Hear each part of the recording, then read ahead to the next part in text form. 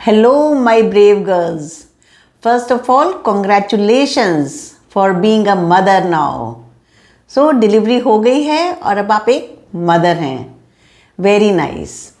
सो ये वीडियो देख रहे हो तो इसका मतलब है कि ओबेसिटी की प्रॉब्लम हो रही है आपको डिलीवरी के बाद. तो कोई बात नहीं. देखिए, इतना बड़ा हमने टारगेट अचीव कर लिया. पूरी प्रेगनेंसी झेल ली, उसके बाद डिलीवरी झेल ली. भाई उसके बाद थोड़े मोटे हो गए तो उसका स्ट्रेस बहुत ज़्यादा है, लेकिन कोई बात नहीं, इतना बड़ा इशू नहीं है, हम इसको मैनेज कर लेंगे.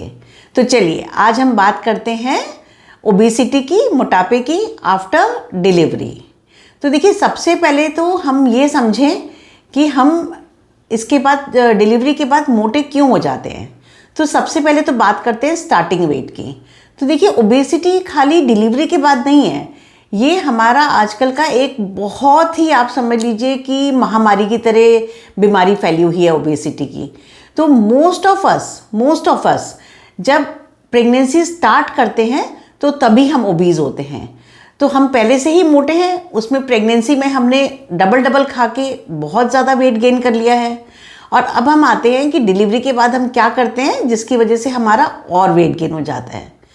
इसमें देखिए, सबसे पहले तो फिर वही है कि आपको नोट करना पड़ेगा कि जब आपकी डिलीवरी हो जाती है तो जो आपका बॉडी का नेचुरल रिक्वायरमेंट है उसमें हमको सिर्फ 500 to 600 कैलोरीज एक्स्ट्रा चाहिए होती हैं, लेकिन हम इससे बहुत ज़्यादा खा रहे होते हैं. तो इसलिए हमारा वेट गेन होता चला जाता है. तो हम इसको समझते हैं कि कैसे हम इसको कंट्रोल में करेंगे. तो जो हमारा इंडियन फैमिलीज़ का पैटर्न है, तो जैसे ही डिलीवरी होती है तो उसमें बोलते हैं कि भाई ब्रेस्ट फीडिंग कर रहे हो तो आपको बहुत ज़्यादा खाना है. जैसे ही फीड करते हो मदर को भूख लग जाती है, आपको हर बार खाना है. तो ये सब करते करते प्लस इन सम फैमिलीज़ जैसे भाई इतना सारा घी तो आपको ख़त्म करना ही करना है, तो उसके लिए लड्डू बन जाएंगे, ड्राई फ्रूट, शुगर, कोई जूस पिला रहा है, कोई कुछ खिला रहा है, कोई खिचड़ी में घी डाल रहा है, कोई आटे में घी डाल रहा है, कोई लड्डू बना रहा है. मतलब बहुत खिलाते हैं. Believe me, everything is over. तो इसके पीछे आप एक बेसिस समझिए. देखिए, आज से let us talk of 2-3 generations पहले. 2-3 जनरेशन्स पहले हमारे जो है ना, ये जो लड्डू बनते थे जिसमें खूब घी डालते थे, ड्राई फ्रूट्स डालते थे, आटा डालते थे, तो ये उस ज़माने की बातें हैं जिस टाइम में कोई फैसिलिटी नहीं होती थी, जब गैस नहीं होती थी, अंगीठी पे खाना बनता था और हर टाइम फूड अवेलेबल नहीं होता था. तो उस टाइम में क्योंकि एक फीडिंग मदर को न्यूट्रिशन चाहिए होता था, तो उसके लिए ये लड्डू वगैरह बना के रख दिए जाते थे जिससे कि she should never be hungry. तो वो एक लड्डू खा लिया तो वो पूरी मील हो जाती थी. लेकिन अब क्या हो गया है कि खाना फुल्ली अवेलेबल है, हमारे पास सब कुछ है, हम ये सारी चीज़ें जो है एक्स्ट्रा में खा रहे हैं, तो इसलिए हम मोटे होते चले जाते हैं. तो प्लीज़ मेरी आपसे रिक्वेस्ट है, और स्पेशली सारी मदर इन लॉ से रिक्वेस्ट है, सारी mothers and grandmothers of my patients and these girls, एक रिक्वेस्ट है कि प्लीज़ इन लोगों को इतना मत खिलाइए. It is not good for their health.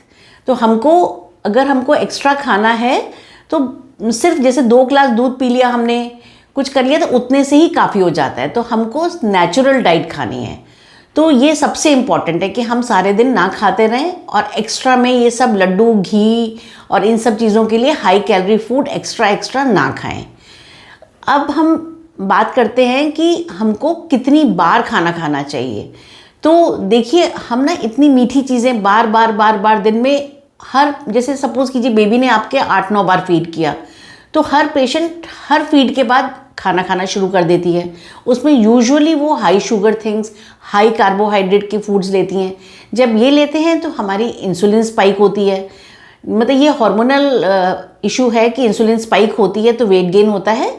तो इसकी टेक्निकलिटीज़ में मत जाइए, पर आप ये समझ लीजिए कि बार अगर आप शुगर और कार्बोहाइड्रेट वाला खाना खूब सारा खाएंगे तो उतनी ही बार आपके बॉडी के हार्मोन्स ऐसे रिस्पॉन्ड करेंगे कि आपका वेट गेन होगा. तो प्लीज़ बच्चे को हर बार फीड कराने के बाद हर बार लड्डू और इस तरीके की, मतलब दूध वगैरह मत लीजिएगा कि चीनी डाल के दूध पी रहे हैं, खीर खा रहे हैं, तो ये सब चीज़ें मत खाइएगा. आप अपने डिसिप्लिन से, जैसे हमारा स्टैंडर्ड होता है कि ब्रेकफास्ट लेते हैं, लंच लेते हैं, डिनर लेते हैं और बीच में थोड़ा बहुत फ्रूट्स एंड ड्राई फ्रूट्स लेते हैं, इस तरीके से खाइएगा। और एक्स्ट्रा बिल्कुल भी मत खाइएगा। सिर्फ 2 ग्लास दूध या कुछ मैक्स टू मैक्स 1 लड्डू आप खा लेंगे दिन भर में, तो दैट इज़ इनफ। तो आप हेल्दी डाइट खाइए जिसमें कि आपके फ्रूट इंटेक बहुत ज़्यादा होना चाहिए, आपके वेजिटेबल इंटेक बहुत होना चाहिए, और बच्चे को फीड करा रहे हैं तो आपकी डाइट जो है वो हाई प्रोटीन डाइट होनी चाहिए। अगर आप वेजिटेरियन हैं तो मिल्क लीजिए, पनीर लीजिए।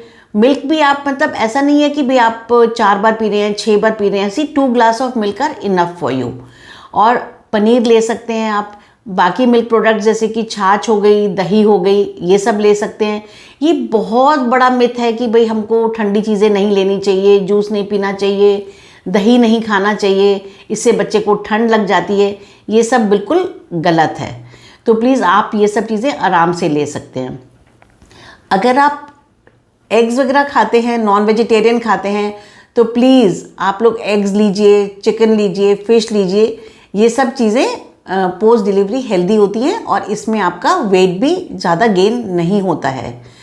तो और अगर आप ये लड्डू वगैरह की चीज़ खाना चाहते हैं ना, तो इसको देखिए ऐसे रखिए कि आपने बस एक छोटा सा लड्डू खा लिया, मतलब वो लड्डू का जो वेट है, आई विल से कि 30 to 40 ग्राम से ज़्यादा का नहीं होना चाहिए पर डे। और उससे आप अपनी एक स्मॉल मील रिप्लेस कीजिए। जैसे कि फॉर एग्जांपल आपने ब्रेकफास्ट और लंच के बीच में सपोज़ आपका 11 बजे कुछ खाने का मन है, तो आप बस वो एक छोटा सा लड्डू ले लीजिए। नॉर्मली हमारे उसमें क्या होता है कि इतना बड़ा लड्डू खाते हैं, उसके साथ में एक फुल क्रीम मिल्क का हमको ग्लास देते हैं, उसमें भी चीनी डली होती है। किसी किसी के घर में उसमें भी बादाम छौंक करके और चीनी छौंक के, घी डाल के सब देते हैं। तो प्लीज़ उतना हाई कैलोरी फूड मत खाइएगा। तो आप अपने, अगर लड्डू भी खाना है तो आप अपने मिड डे में जो आप स्मॉल मील्स देते हैं उसमें सिर्फ एक छोटा सा 30-40 ग्राम का लड्डू खाइए और एक्स्ट्रा मत खाइएगा। और फिर इवनिंग में आप अपने ड्राई फ्रूट्स ले सकते हैं, फ्रूट्स ले सकते हैं, ये सब चीज़ें लीजिए। तो अगर आप हेल्दी खाना खाएंगे जो आपके घर में रोज़ बनता है, जैसे कि दाल, सब्जी, रोटी with no extra things, plus आप थोड़ा सा बस एक्स्ट्रा खाएंगे 500 to 600 कैलोरीज, तो आपका वेट नहीं बढ़ेगा। अब नेक्स्ट चीज़ जो हम आते हैं वो आते हैं most very important is stress.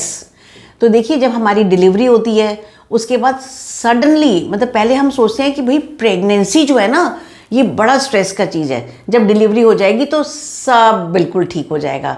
और जैसे ही बेबी बाहर आता है तो तब समझ में आता है कि भाई असली स्ट्रेस तो अब है। अब now managing that little baby, I tell you it is a task. कोई माने ना माने, इट इज़ अ टास्क। तो वो छोटे बच्चे को बिल्कुल 24/7 मैनेज करना पड़ता है। वो बच्चा रात को सोता नहीं है, दिन में 8-10 बार फीड लेता है, सब कुछ करता है। तो उसमें क्या होता है कि मदर को स्ट्रेस हो जाता है और उसकी नींद पूरी नहीं होती है। तो ये 2 टॉपिक जो है ना, 2 चीज़ें, इनसे भी आपका वेट गेन बहुत होता है, क्योंकि आपके कॉर्टिसोल लेवल्स बढ़ जाते हैं और कॉर्टिसोल लेवल बढ़ने से आपको वेट गेन होता है। तो प्लीज़ न्यू मदर्स, मेरी आपसे रिक्वेस्ट है कि आप कैसे भी करें लेकिन अपनी 7-8 घंटे की नींद ज़रूर पूरी करें। अगर सिंगल गो में पूरी नहीं होती है तो उसको 2-3 बार में पूरी करें। हमारी एक पुरानी कहावत है कि बच्चा जब सोता है तब माँ भी सो जाए।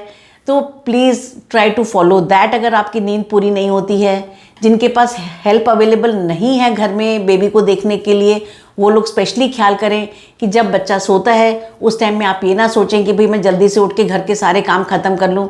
Please sleep when the baby is sleeping. और किसी भी बात का स्ट्रेस ना करें, रिलैक्स होके लाइफ जिए और आपका वेट कम गेन होगा। अब थर्ड चीज़ जो है वो है एक्सरसाइज।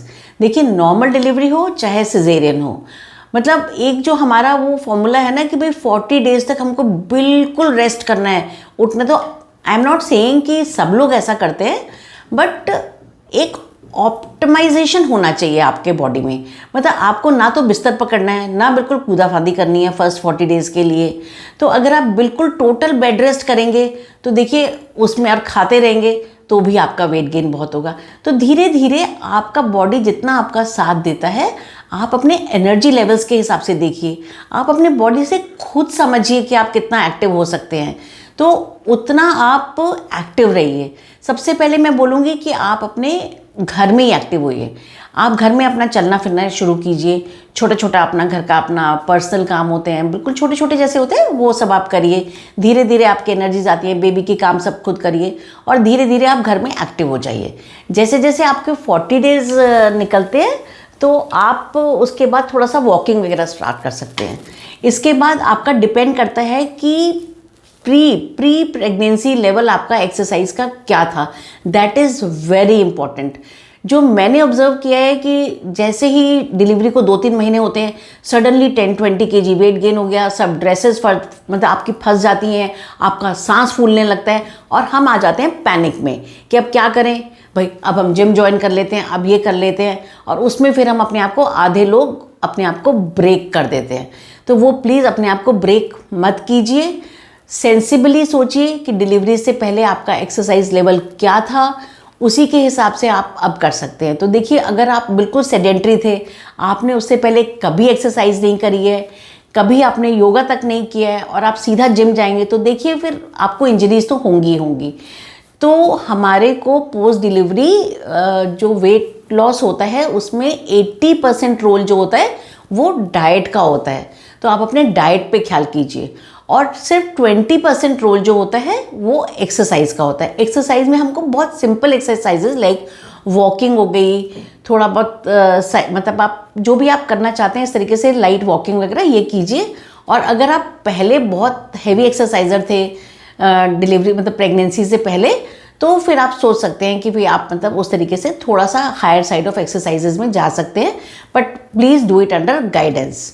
तो आप अपने को इंजरी किए बिना हल्का फुल्का अपना एक्सरसाइज करते रहिए, वॉकिंग करते रहिए और जो आपके एक्टिविटीज़ हैं घर की वो सब करते रहिए और डाइट पे ख्याल रखिए, तो आपका वेट लूज़ हो जाएगा। ठीक है, तो I hope this video has helped you to some extent. I will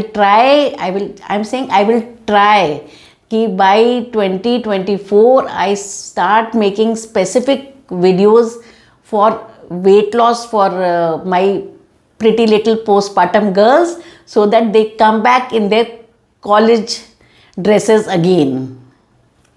Bye.